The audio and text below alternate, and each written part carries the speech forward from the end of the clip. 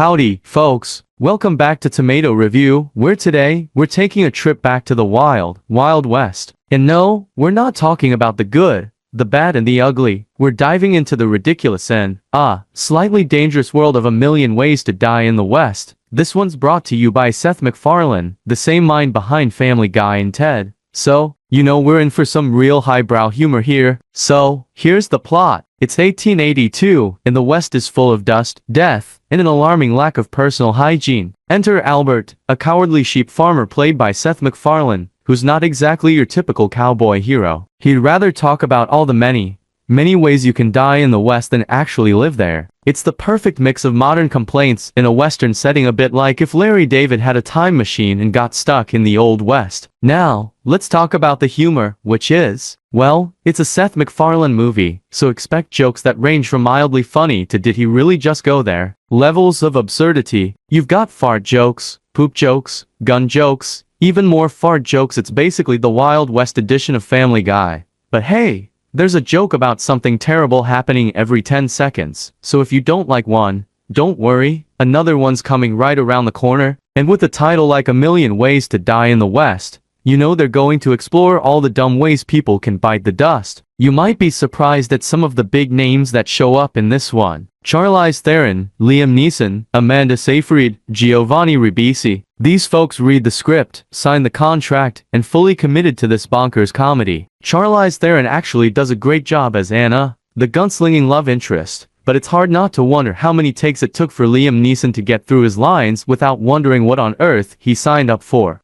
Of course, because it's a comedy, there's a love story. Albert falls for Anna, a woman way out of his league who somehow sees something in this whiny sheep farmer. It's basically the classic out of his league trope, except in a setting where a sneeze could actually kill you. The romance has its sweet moments, but it's mostly there to set up jokes about how clueless Albert is, and how dangerous everything around them is. Let's break it down. The good, it's silly, and if you're in the mood for low-stakes laughs, A Million Ways to Die in the West delivers. It's packed with crazy situations, outrageous jokes, and an endearing, albeit strange, performance from MacFarlane himself. Plus, if you've ever wanted to see the Wild West treated as a giant slapstick playground, you're in luck. The bad, it's about as subtle as a brick to the face. This isn't a comedy that wants you to think, it just wants you to laugh and cringe. And some jokes definitely land better than others. But hey, they didn't call it A Million Ways to Die with sophisticated wit. In the end, A Million Ways to Die in the West is like fast food for the brain, not exactly nutritious. But hey, sometimes you're just in the mood for something quick and ridiculous. It's got everything you'd expect in a Western cactus. Gunslingers, saloons, but with way more fart jokes. So if you're in the mood to laugh, cringe, and maybe lose a few brain cells along the way, give it a watch. Thanks for tuning into our rootin' tootin' review of A Million Ways to Die in the West.